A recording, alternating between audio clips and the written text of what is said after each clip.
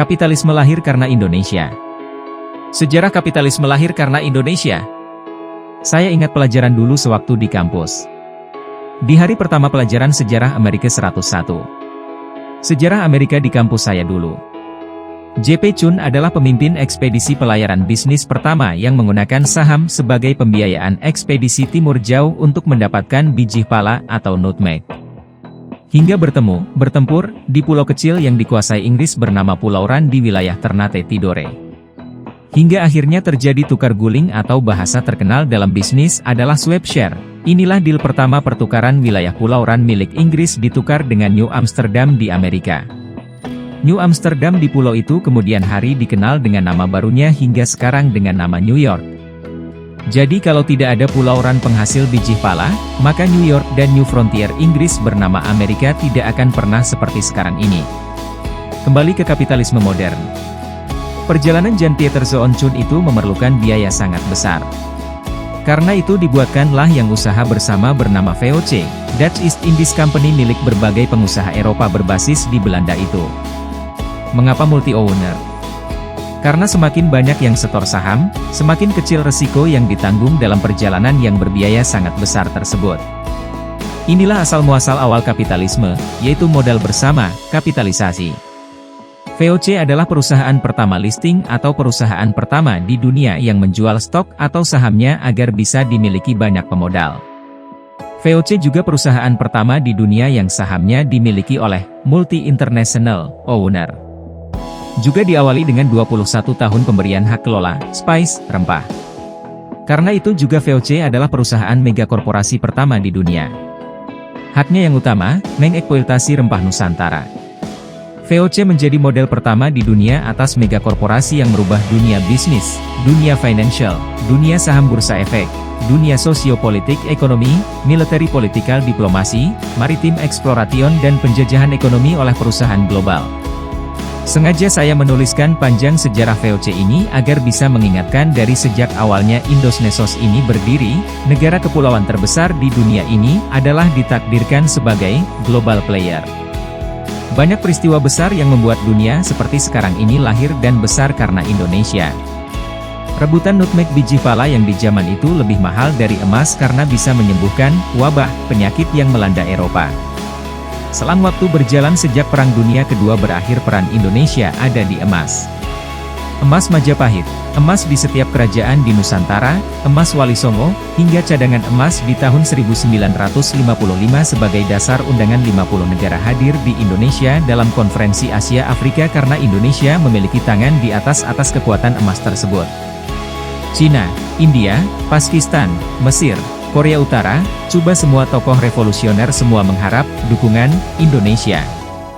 Bayangkan ada Nehru, Gamal Abdul Nasser, Bhutto, Mao, dan tokoh legendaris dunia lainnya hadir di Bandung, kota kecil dari negara yang baru 10 tahun merdeka. Karena apa? Sekarang dunia bergeser lagi peta politik dunia dengan adanya Thucydides Trap antara Cina dan Amerika. Kita tidak boleh terjebak obor Cina dan permainan emas Amerika. Kita harus bermain cantik di antara dua kekuatan. Sekedar mengingat, jangan miring ke Amerika, jangan miring ke Cina. Saat ini kita miring ke salah satu sisi, kita tidak netral lagi. Kita bisa dilihat menyalahi amanah undang-undang sebagai negara netral, negara bebas aktif, dan tulisan ini hanya mengingatkan. Gunakan lebih dari satu hati dalam mengelola negara, hati-hati. Conscious Competence, kesadaran berkemampuan. Kita sekarang membicarakan hal yang sederhana dulu. Kita off dulu bicara politik papan atas. Kembali ke bidang lain yang banyak menjadi pertanyaan teman-teman. Masalah dengan berpikir benar, doang kok bisa kaya raya? Berpikir dan bertindak seperti apa yang bisa membuat kaya? Menjawab pertanyaan seperti ini memang harus rinci menjelaskannya. Juga harus memberi contoh dan pengalaman. Contoh saja membuat mengerti tapi tak merubah apapun. Conscious tetap incompetence, tidak berkemampuan. Maju setahap sih, dari unconscious menjadi conscious, dari belum sadar menjadi sadar. Tapi nggak ada bedanya. Karena keduanya tetap incompeten. Kitanya masih belum berkemampuan. Menjadi conscious dan kompeten itu poin diskusi saya kali ini. Menjadi kompeten, berkemampuan untuk makmur. Tugas pertama saya adalah bagaimana Prosperity Choice software kaya, jika ingin dipasang sistemnya, maka permasalahan atau keadaan tersebut diubah ke bentuk objek. Saya harus mampu membuat isi kepala sahabat semua saya pasang, objeknya, ini lebih dari visual. Contoh saja membuat mengerti tapi tak merubah apapun. Choice tetap incompetence, tidak berkemampuan. Oke, agak sulit menerima informasi ini saya tulis bentuk lain dengan contoh. Seseorang perokok. Baik, saya ini tidak pernah mengatakan bahwa merokok itu buruk, saya selalu bilang merokok itu baik, tetapi tidak merokok itu lebih baik. Jadi teman perokok tadi ingin berhenti merokok, quit smoking. Berbagai cara dia sudah lakukan.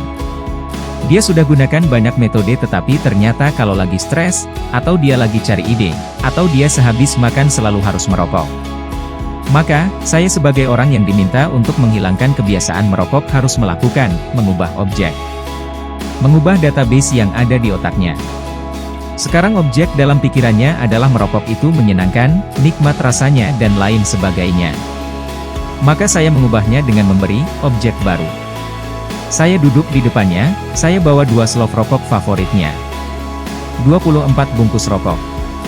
Saya duduk bersamanya dan setiap batang rokoknya habis saya akan nyalakan lagi rokok berikutnya. Ketika memasuki 3 bungkus, dada dia mulai sesak. Dan apa yang saya lakukan? Paksa terus dia menghisap rokok tersebut, sampai 6 jam, sampai 1 slov habis tanpa jeda.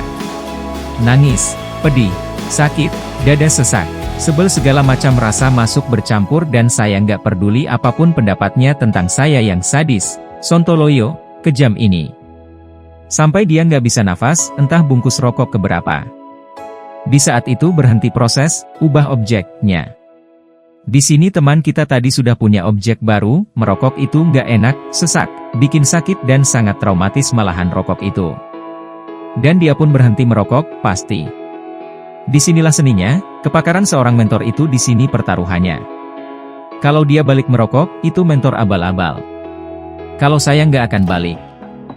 Saya tahu apa yang harus saya lakukan untuk ini. Keterampilan merubah sesuatu menjadi objek yang baru, tersebut tekniknya dikenal dengan nama Progressive Object Experience Technique. Keterampilan merubah sesuatu menjadi objek yang baru, tersebut tekniknya dikenal dengan nama Progressive Object Experience Technique. Baik, kita lanjut chapter berikutnya ya. Jangan lupa like, komen dan share.